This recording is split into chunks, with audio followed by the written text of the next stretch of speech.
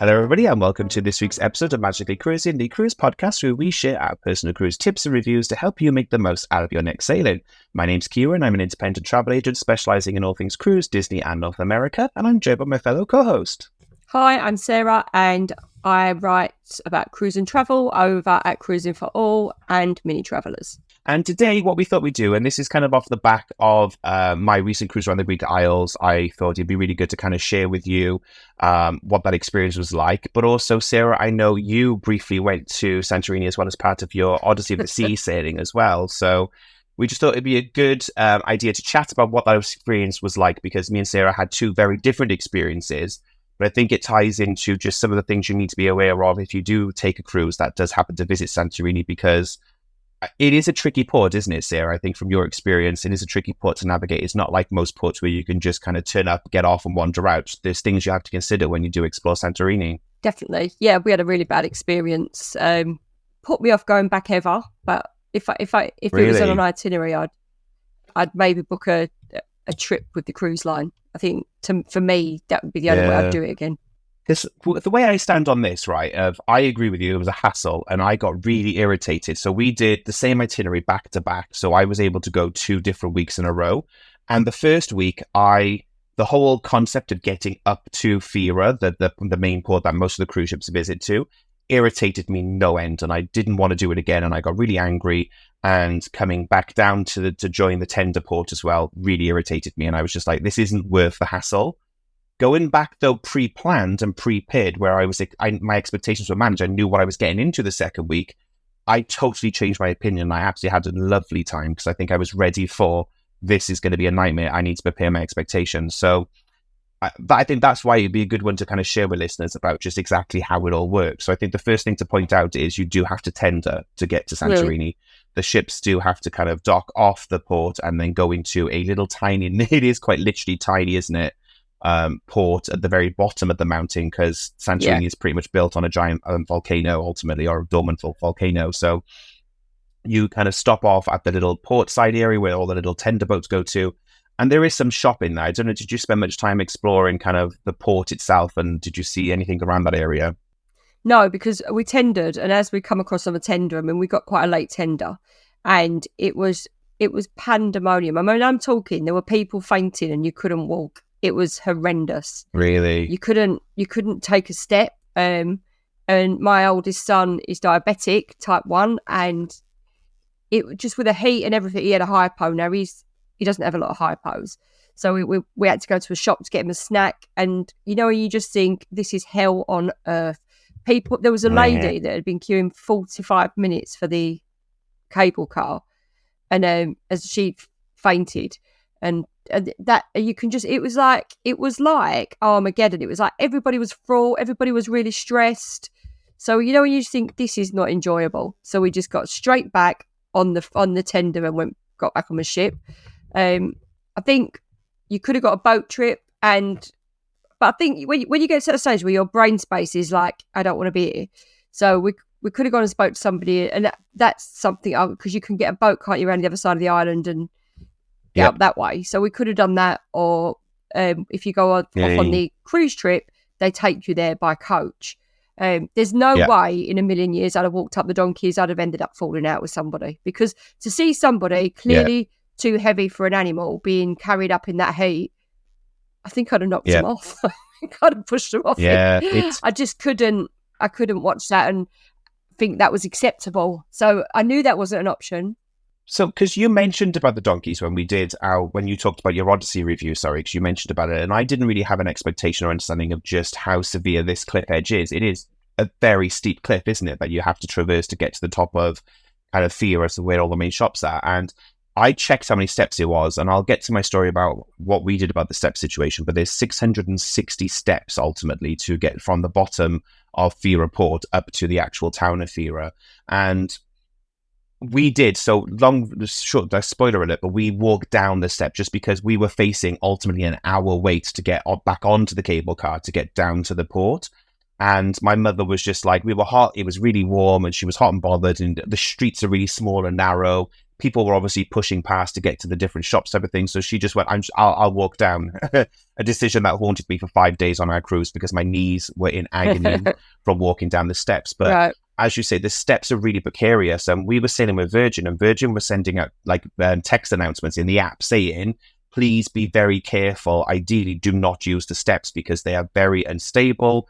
They've had incidents of people falling over and hurting themselves. I know somebody snapped their ankle on them this summer just because they're obviously very old steps and they're very smooth. They can be quite steep in sections. They're a bit weather worn type of thing. So, it is really precarious. But then, as you mentioned, there's the donkeys as well. So all the donkeys are kind of staggered up on the stairs. So whether or not they're carrying people, which again, you have to traverse past them, but they're also like doing their droppings everywhere as well. So the stairs are literally covered in donkey drop-ins. You're navigating past donkeys. There's missing steps and everything. It is just the most precarious thing on the planet. No way. So I wasn't happy about coming down the steps at all. Some people were bragging about it. They were like, I'd done the steps up and down and it took me 20 minutes. And it was like a rite of passage of I'd done the steps of Fira. But personally, I would recommend every single person either goes back on the ship and doesn't do Santorini or just waits in line to do the cable cars because it is so much safer. And I don't think it's worth the risk at all to kind of risk walking up and down those stairs. Can you get a taxi? No, literally, there's no way at all to get. The only options you've got, basically, when you get to the port of Fira, you can walk up the steps, take a donkey, you can get the cable car up. Now, with our cruise line, Virgin, they included the cable car, so we collected a voucher to get the free cable car journey. From my memory, it was about $8 if you didn't have that voucher. The donkeys, not that I'm recommending them, for the record, I think it's cruel and they shouldn't be a thing, but the donkeys were €10 each way, €10 up, €10 down. Then the other option then was to take a water taxi, but the water taxi takes you to another part of the island. It doesn't take you up to Fira. So what we did for week one anyway was the cable car line. So week one when we went, the line was really short. There was us. I can't remember who else. There were 2 other ships in basically though. One 6-star line, so obviously around about 600 people on board that ship, and then another ship smaller than us. So in total, there must have been about 4,000 people in port that day.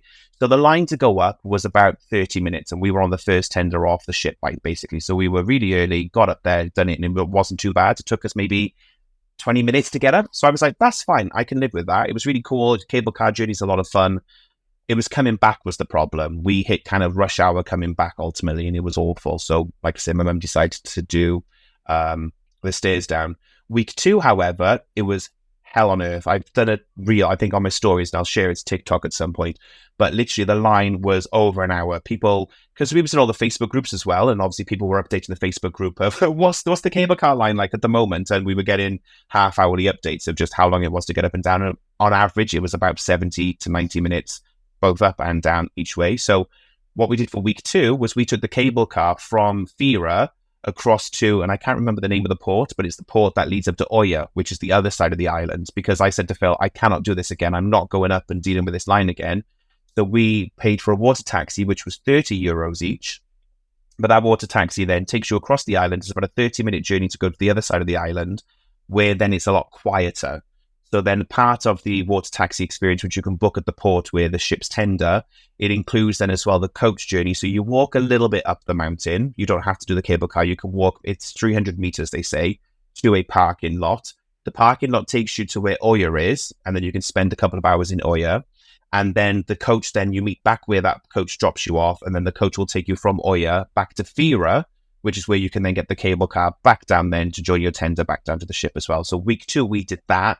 And personally, I think it was worth every single penny to do that, because it took us away from the manic chaos that is trying to get up and down Fira dealing with the cable cars. We still had to wait 45 minutes for the cable car to come back down, but I was happier doing that than walking down those steps. Yeah, it's just, and this is the thing. I mean, obviously we're pro cruise, but if there's ever a place I think that ships are too big for, I think it's Santorini. Yeah, definitely. The island probably needs the tourism. I don't know. I mean, put me wrong if I'm, right if I'm wrong. No. But the island may need the tourism, so you shouldn't stop it. But then I think there's got to be a more responsible way of dealing with this. Like, you can only get off if you 100%. do tours, and make the tours more affordable. Because the pressure that must put on the island. I mean, all right, you got the donkey man's rolling in money. Those poor donkeys. Yeah, Unless, I mean, yeah. I don't know. But then I had a bad experience, so I've got a really negative view of it. But then obviously lots of people say it's their favourite place and it's stunning. So when you're at the top, what was it like? Was it packed or was it all right? So this is the thing I will say, and I said this, I think on Twitter, that week two, week one, I wasn't as impressed, but week two, definitely I fell in love, and I was like, I get the hype now. I totally get the hype around why Santorini is so popular and why it is always a highlight on cruise itineraries, because take away the hassle of getting up and down the mountain.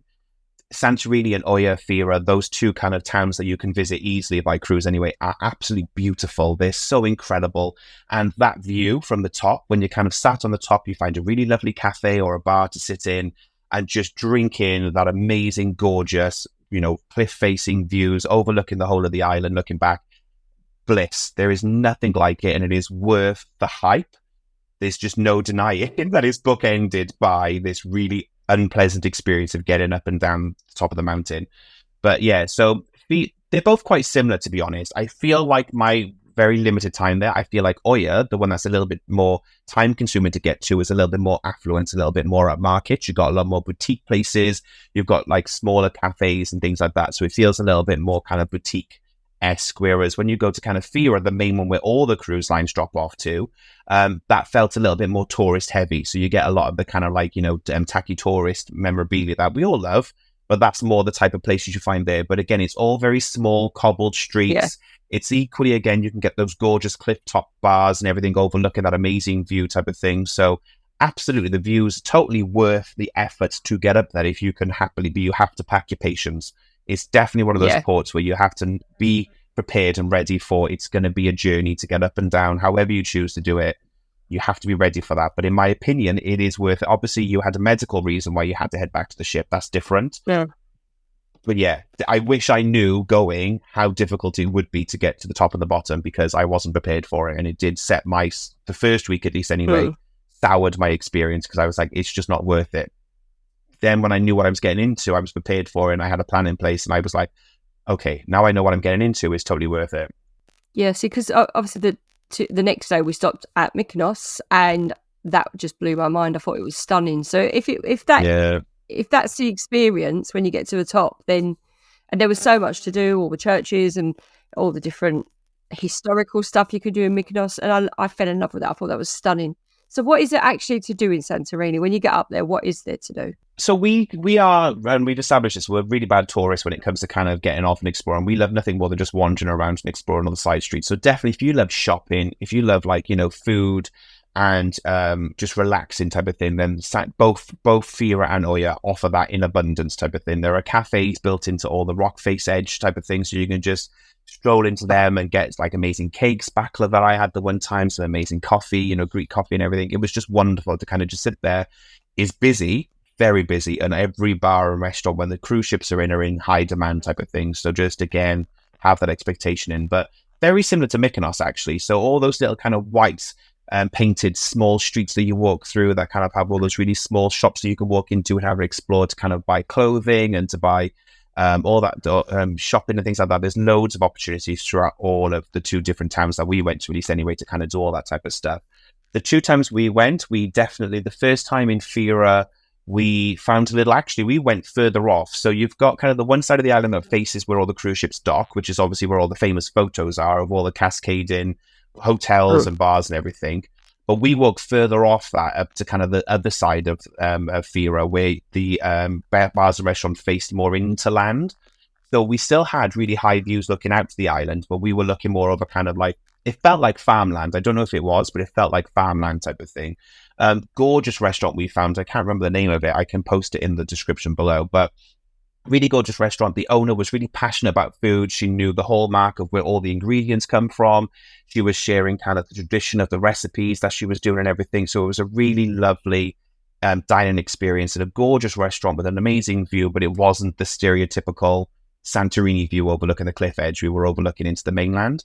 So that was lovely, but we had to walk a bit further away from the main kind of hustle and bustle strip to get to that. Loads of churches, tons of churches and history and culture. There's loads of little vignettes, and I love nothing more than taking those little pictures of like really small details, like all the turrets of all the churches, the blue dome churches, and all that type of stuff. You've got all those gorgeous buildings to look at. So definitely, we saw tons of people hiring cars and hiring bikes and the four-wheel drive ATV vehicles to kind of go off and explore the rest of the island.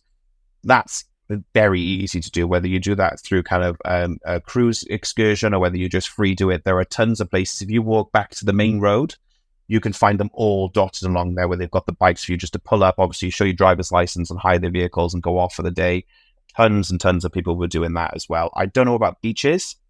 Didn't know if there were any beaches. I wouldn't have thought so because, again, it's all volcanic mountain edges. But definitely, if you want to go off and explore, it's a very easy island, at least anyway, to kind of just either on foot, go around and explore Fira or Oia.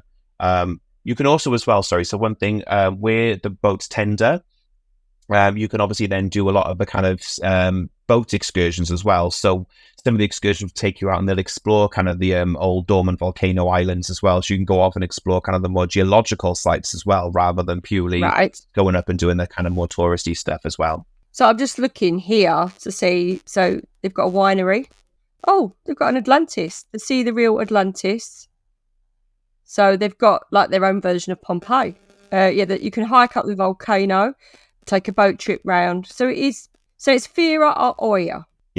Yeah. So Fira is where all the cruises dock anyway. So Fira is the main one, and that's where kind of every single cruise ship will generally dock, just because the port, I forgot the name of it, but the port for Oia is tiny. It's literally for like small little boats type of thing. So all the cruise ships will go to Fira. Right. I think if I did it, I'm looking at some of these pictures, I'd go to Oia and just avoid the cable car altogether. But I mean, I adore Greece. I mean, we've been to Greece so many times and I love Greece. So I think for me, it was a massive disappointment because I had such high expectations, and maybe that was the problem. I think you've got to, like you say, manage your expectations and get off knowing that it's going to be just a massive hassle, and then anything else is a bonus. Absolutely. And it sounds awful to say that, doesn't it? Kind of like as a travel agent myself, and, as a travel writer, to kind of say to people, to kind of go like, just to manage your expectations, it's going to be awful and then it'll be worth it. Like, it's awful to say that to people.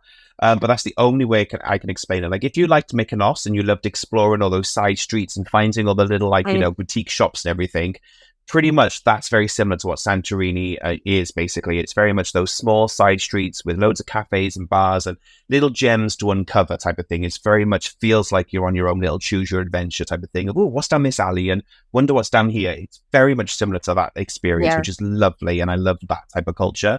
And again, finding bars, both times we went to two totally different parts of the island and found gorgeous, in abundance of cafes and bars and restaurants to sit in and just enjoy the view type of thing. Once you're up there, maybe again, though, because it's such a hassle to get up there, it feels like you've earned that reward to just sit in a cafe and just sit, I'm taking this view type of thing of I must make the most out of this because this was awful to do. But the payoff, in my opinion, at least anyway, is there.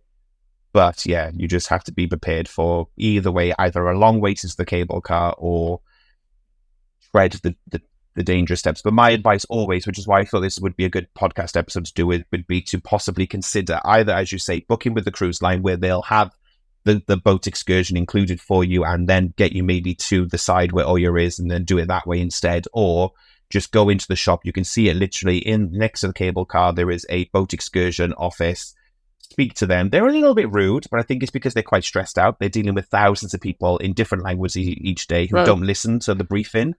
And when they explain it to you, it is quite complicated of like, you get the boat from this terminal, you go from here to here, this journey is this many minutes long. And I'm guessing they get so many people who book it and get lost. So they're just very, very vocal and direct and blunt with you about this is where you must go and this is how you must do it.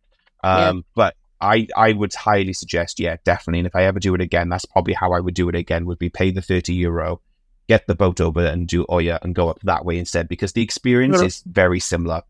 It's the same type of streets, the same type of cafes and bars overlooking the cliff edge, that kind of Santorini dream everybody wants. You get it both in Oya and Fira, but you're bypassing the cable car at least one time. You're only having to do the cable car journey once then rather than twice. Do you know what? If you listened to it and didn't know what we were talking about, you wouldn't think it was one of the most beautiful places on earth, would you? Right. That's the thing about it. Like, Oh, it's difficult to bring the beauty of yeah, it to life in pictures. Like, it's, when you go to those places where it quiets you, where you're just kind of like yeah, so overwhelmed by how beautiful it is. That's how I felt when I yeah, was eventually at the top and I was overlooking all the views and everything. And it is exactly what you expect. When you see those pictures of Santorini, you go, oh, wow, that looks beautiful. That is what it's actually like. Like, with the 2 times we went, the weather was yeah, beautiful. It was glorious type of thing. And I definitely was in that kind of calming, centered moment where I'm looking and going, wow, this place is somewhere special. You don't get to see this everywhere. So definitely that moment hit me both times I went. I was like, there is something special about this. It is just such a shame. It's such a kerfuffle to get to that magic moment yeah, of sitting there with your coffee. And I've got some beautiful pictures on my Instagram type of thing where you sat on the cliff edge with the coffee and the back of a cake, and you've got just gorgeous, gorgeous ocean views, all the different buildings in front of you. It is everything you would imagine Santorini to be on paper. It is yeah, exactly as you picture it. Just nobody pictures the donkey climb and having to walk around donkey poo to get there. Type of thing. yeah. Oh, I mean, I read somewhere recently because there was obviously it's a constant discussion in a lot of Facebook groups, and somebody has said it's their tradition, and by going and disagreeing with it, then we're knocking their tradition. But I still feel that if you're 20 stone, you shouldn't be getting on a donkey. You just shouldn't. Yeah. It's like swimming with dolphins. I feel exactly the same as swimming with dolphins. It's like if someone says in our group, I don't know where to swim with the dolphins in the Caribbean. It's tumbleweed. It's like, just don't. Yeah. Don't swim with them. Get on a boat and go and look at them. I just feel, I've evolved over the years, should I say that? I think that it's like when people go out walking llamas. Yeah. I'm going on a tangent now. And someone was saying to me, don't walk for llama. Go and look at a field with llamas in. The llama doesn't want to have a bleed on. He wants to be in a field running about with the other llamas. Yeah. But I might be wrong. The donkeys might be No, looking forward to a day's work, going up the hill, carrying people. you never know, do you, type of thing, and I get it. It is a cultural thing, and donkeys are work animals. They have worked farms, they've worked land for Yeah, years and years and years. But in my opinion, it's unnecessary work. And yeah, again, those stairs, as I say, they're really precarious. They're not very nice to walk up. yeah, And the heat we were in, it was like 28 degrees heat. I yeah, I struggled to be in those conditions, and I didn't want to walk down those stairs. So this last thing I would want to be doing would be to kind of do it as a mandate for work. And again, this is probably coming from a privileged perspective of looking at the kind of water buckets they had, which were full of dirty hay and things like that. Again, because they've been drinking from them. Your dog bowl, when your dog eats from it and then drinks from the dog water bowl, there's obviously dog food in it type of thing. It was very much that situation, but I just looked at it and gone, it's unnecessary. I don't agree with it personally, and again, I'm talking about Virgin Voyages and the values of the Virgin Voyages company about kind of, leaving the environment better than they arrived into as much as mm, possible. I just felt like it didn't fit in with the kind of mandate of what Virgin Voyages try and say about kind of, protecting the environment, looking after it and the culture. Again, it just felt a bit cruel to see those donkeys walking up and down. But there Do weren't they? many people like the time. I'm sure Royal Caribbean. I'm sure I might be wrong, but I'm sure there was something in the newsletter that said about avoiding getting the donkeys. I'm sure there was. Yeah. Yeah, no, Virgin do. They tell you to avoid the stairs-in Yeah, period. They give you a free ticket for the cable car on purpose so that A, you're not having to deal with it and wait in line. And obviously they're a premium cruise line. That's what they kind of pride themselves on, is those little exciting delight moments. But equally, there are so many announcements in the written guide, on the app and everything, in the port guide about not doing the stairs because they're dangerous, they're precarious. They just want to make sure that you're not doing it. So they give you every opportunity to yeah, not do it. So then in no way were they promoting it at all. Not once did they promote it. Like I say, it was just more the type of clientele, I should say, the type of clientele who could afford to go somewhere like that, you would like to think would be a little bit more worldly minded and a bit more environmentally yeah, minded type of thing. But there were people definitely taking the donkeys. I didn't know which cruise line they were from, because they were on the second week. There were more cruise lines, and I think there was 5 in total in the second week. And that's another thing as well, I should say. That is another thing that will impact your enjoyment as well, is how many cruise lines are in and the size of those cruise lines as well. Because, you can yeah, have large ships like Odyssey. Odyssey is a big ship. She handles, 4,000 plus people, something like that. mhm, Um, you've got big ships like Princess going in with 4,000 people, but equally you've got, 6-star luxury lines where they're taking anywhere from 200 to 600 people. So you could have 4 or 5 ships in as well, and that will impact it. Week 1 was fine. There was 3 ships in and it felt, you had to wait, but it felt manageable. The second week, like I say, we were facing 70-minute waits for those cable cars. And that is a big chunk of your day, especially when you then factor in the 20-30 minute tender on top of that as well. That's a lot of time you're spending sat around, waiting around to start your day exploring. You'd think that they'd have like in ports like that, you'd think they'd say, right, even Mykonos as well, 2 ships in. I wonder if that's what's going to happen. I know there's a lot of people that want to travel, but, maybe they should do that. Maybe they should limit it for the locals. I mean, could you? It's like right, our local village, because we're like Pendle Witch country, and in the summer, actually at Halloween is really bad. Not really bad, really busy, because everybody wants to come and see the beauty of Pendle Hill, and for the locals, not where we are, but in the village, it's a nightmare getting about because people are parked, and it's the same scenario, isn't it? So if you imagine if they just brought a shipload of people into the village, everyone would be uproars, but those people just get round it, don't they? And so I think that was the thing that upset me, because I always want to spend money in every port. I don't just want to go have a look around. I want to buy a meal, spend something, put something. Because I don't just want to walk around and clutter the streets. I want to put something into the local economy. And we bought an ice lolly and a can of Coke just to get Jack's sugar up and get back on the boat. That was all we bought, and we didn't get to enjoy. I regret that, but I definitely, if I went back, do things completely differently. And I think, as you say, this is more of a cautionary, I would say, video. It might not be a video, you might be listening, but it's more of a cautionary thing. If you go to really think about it and really plan it, and don't be like me, who sometimes can just be very chilled out about stuff and want to turn up and have everything laid on, because it ain't going to happen there. You've got to plan it. I think that's why I was quite passionate about doing this particular episode, because I know you said like, well, I didn't really do it, so there's not much to talk about, but I think that's why it's important that we do share that. That's that first-hand experience of, I'm a travel agent, I should know all this stuff, and I don't know every single port in the world. Any travel agent who says they do, they're lying to you, type of thing. So it is a unique situation with Santorini, just down to the nature of it, just the fact of, obviously, part of the beauty of it is because it is obviously this gorgeous cliff face view, and it is totally 100%. I know we've spent more time talking about the pitfalls of Santorini, but I promise you, once you're at the top and you're sat in those bars, those restaurants, those coffee shops, and you're exploring all those side streets, it is 100% worth the hassle. Once you get away from kind of the main bit where the cable car drops you off, it is beautiful, but it's just something to be very, very aware of. Pack your patience. Make sure you bring water with you, because we had water bottles with us. We had snacks, because I'm really bad now about taking snacks off the ship with me, because again, I don't suffer with diabetes, but I do feel like when my blood sugar gets low, I get grumpy and I get miserable, and I just want to go back to the ship. So I've now started taking snacks out with me for that reason of just, I don't want it to deter the rest of my enjoyment for the day. That's not to say the second we got up to the top, I wasn't then going like, I want some sugar, take me and give me a soft drink type of thing. I'm really bad for it. I'm very aware of how my mood changes by how hungry I am. But we were packing water. And again, Virgin are really good. They have the water station where they dock you. So again, I was filling my bottle up again with more water while we were waiting in line. So, there's definitely, be prepared for it and pack your patience, because there's a lot of waiting around. If you are diabetic, then for God's sake, take something. Because obviously with type 1, if you have a hypo, you go in a coma. It's end of. It's, if you're not end of as in you're going to die, but you have to be in a hospital. And touch wood, that's never happened, and we've never been in that situation.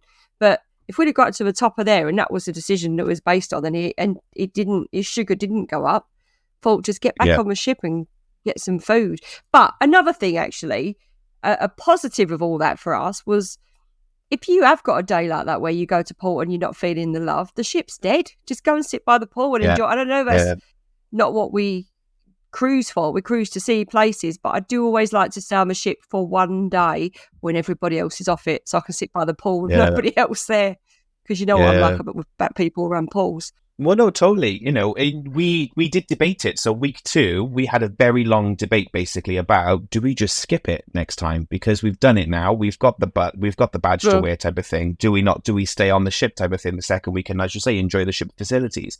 And I knew about Oia from before going, and I was like, something in my gut was telling me, just make the effort to get off and do it and get to Oia somehow. So you can also get to Oia by getting the local bus. So if you do get to the top of Fira, there is local bus transport you can get, or a taxi, obviously, and you can get a taxi. It's Mm. about a 30-minute drive from Fira to Oia, so you could totally do that as well. So that was plan A, was to deal with the cable car situation. Again, you're just waiting in line for a long time, but to kind of wait in that line, get up there, and then maybe go to Oia. However, I did notice week one that you could get the water taxi. Just me being me, I assumed it was going to cost us, 50, 60 euro to do that. So I had, when I made the decision to not wait in line, I went, if it's 30, 35, I will pay it. And as soon as they said 30, I was trying to take my credit card, make it happen. I'm happy to do that type of thing. Yeah. But yeah, the like unrelated to this, but on the same itinerary, then they also included roads. And on week one of the itinerary, we used roads as our skip port. So we were like, great, we're here 2 weeks. We'll do it next week. So we skipped roads and we stayed on the ship. So my mum had been before, I'd been before. And we were like, it's lovely, but we've done it. So let's use that as a day to enjoy the ship and have a quiet day on the ship. Week two, they swapped the itinerary around just because the traffic was really busy on Tuesday when the ship normally goes to Rhodes. They swapped it to Thursday instead. But Scala Night is on a Wednesday on board that itinerary. So Scala Night's the big night where I know for a fact I'm going to be going to bed at like 4 or 5 in the morning. So I was so hungover the day we actually ended up into Rhodes on week two that quite literally after an hour of walking around Rhodes, I was just like, I can't do this. I'm so hungover. It's too hot. It's too many people. It's too busy. And like literally we walked into the old town and we turned around and walked straight back to the ship because my hangover did not want to be dealing with people in that heat type of thing. So unfortunately on both weeks we skipped Rhodes because it was just... Sometimes you need to make those decisions though, don't you? Oh, you do. That's it. And that's what you're on holiday, aren't you? It's you got to relax and enjoy yourself. So I'm all for that. Hence why I'm doing the transatlantic, so I can just sit on my balcony for a week. I'm looking, and I can't wait. That's the thing. And I think it's not being afraid to have that. I will say one thing as well on mobility as well, because that's obviously a big question of obviously you have to get this cable car up to the top type of thing. How mobility friendly is Santorini, obviously. First thing to factor in, you're doing a tender. So obviously you need to be able to go from a ship to a tender boat. So you need to factor in your mobility. If you are completely wheelchair dependent, being candid, I don't think the Greek Isles is going to be the right itinerary for you because both Mykonos and Santorini are generally tender ports. So Santorini, again, you're going to have to tender to the port. So that's a mobility question, isn't it? And then, as I've mentioned, that is the cable car. Now, from my memory, and I can check my pictures, but from my memory, you could probably, if you are mobile and you can transfer from a chair, you could get into the cable car. But again, it's a lot of small cobbled side streets then once you are actually in Fira at the top of the mountain as well. So again, something to consider. If you've got low mobility, probably again, without sounding harsh, I don't think Greek Isles that include Santorini and Mykonos would be your best choice because it's a lot of small cobbled side streets. And I don't think low mobile people will have the best time, unfortunately, in kind of Mykonos or Santorini. Mykonos, you can do it and stay around the port because around the port is tarmacked and there's a lot of area to walk there. So you could actually do that and just not do some of the side streets. And if you wanted to experience Mykonos, then you can. And the same, I suppose, when you've got a baby in a buggy, cobbles and a buggy just don't go together. Yeah. But you've got the port area, you've got a little beach. I mean, that's another podcast, but it is, those are doable. But yeah, it's, because obviously you'd have people in a wheelchair that want to go, won't you? But I think you'd have to get taxis, wouldn't you? And I just can't see, and I may be wrong. I just can't see a way that it would be possible to do it in Santorini. I just can't. I can't. Like obviously the tender. If you could do a tender, then you may be fine. And then what you could potentially do is go and get the boat over to Oia, because that is then a road access, but the taxis can't get to the very bottom. So you need to be able to walk from where the ship docks up a road. And it is a road, it's perfectly fine road, but because the road's so small, I don't think taxis can get down to pick you up from the bottom of Oia. So you have to walk a certain way up the hill to get it. So again, you'd have to have some sort of mobility to be able to do it, in my opinion. I would love to be, if there's an expert who's done it who has no mobility, I would love to hear from you because it'd be great to know what somebody else's experience is. But looking at it from my perspective, I think it would be a port that somebody with low mobility would really struggle to make the most out of, at least anyway. And I think you'd know yourself, wouldn't you? I mean, if like with us, we knew because of Jack's health at the time that it wasn't doable that day. And you do know that if you've got a health issues or things to consider. Like I say though, I definitely 100%. It is out of all the ports we did anyway. So we did Santorini, Mykonos, Rhodes, and Bodrum, and I loved all four of them for different reasons. Santorini by far is the one that's left the biggest impression with me. I definitely think, as I say, it is 100% worth the hype. The food is incredible when you find the right eatery. And again, once I eventually catch up with work, I will write my blog post where I list kind of where we dined and the cafes we went to. I had the best baklava I've ever had. And again, to have it on that kind of rooftop edge, enjoying those gorgeous views, looking over kind of Santorini, like I say, that is a memory that will last with me forever. It was an incredible once I finally got up there. So don't be put off that, it's a terrible port. I am not saying it's not. I've been to much worse ports and had a worse time in other ports that were easier to get around. It's just something to be aware of. Have a battle plan in place before you get there. Definitely consider a cruise line excursion or booking a private excursion type of thing that factors in getting you to and from the bottom of the island. Or like I say, just make the most out of the day. Make sure you've got snacks with you to kind of, if you're waiting in line, pack your patience, take painkillers with you if you stood around for a lot. Just have a plan in place. It's one of the few ports that I've been to, at least anyway, in my cruise experience, where it's a bit harder just to rock up and make the most out of. You have to have a bit of an expectation and plan in place, definitely. Yeah, I agree. So, guys, I hope you've enjoyed this episode. I know it sounds like we've had a bit of a negative one, but it's not. It's just come from a place of it's come from a place of love just to sharing this with you. And this is why we set this podcast up. Of obviously, we love cruise, and it's sharing our first-hand experience of just to help you make the most out of your cruise as well. That's the whole reason behind this. Definitely don't sleep on Santorini. It was beautiful, and I'm so glad that it's the point that, and I will say this now as well, we're thinking of doing the same itinerary again in the future because we loved it that much. So it is definitely worth it. But now I know what I'm getting into for both Mykonos and Santorini.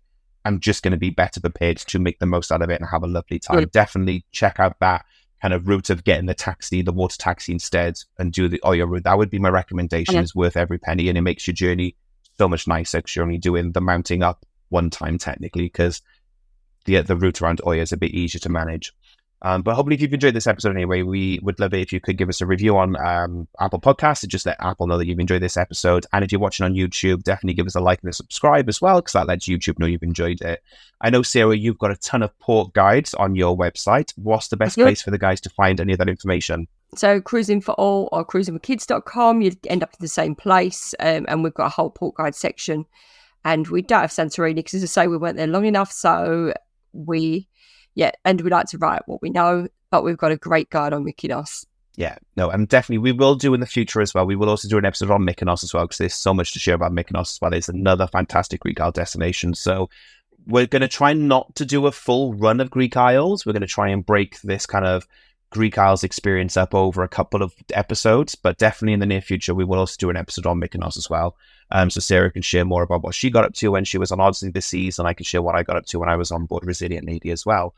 But other than that, guys, if you are interested in booking a cruise and you want somebody who does have that first-hand experience of sailing the Greek Isles, I would love to help you. You can find me online anywhere under magical-traveler.com, or my social media tags are magical TRVLR. Other than that, guys, I hope you've enjoyed this episode, and we'll see you on the next one. Bye. Bye.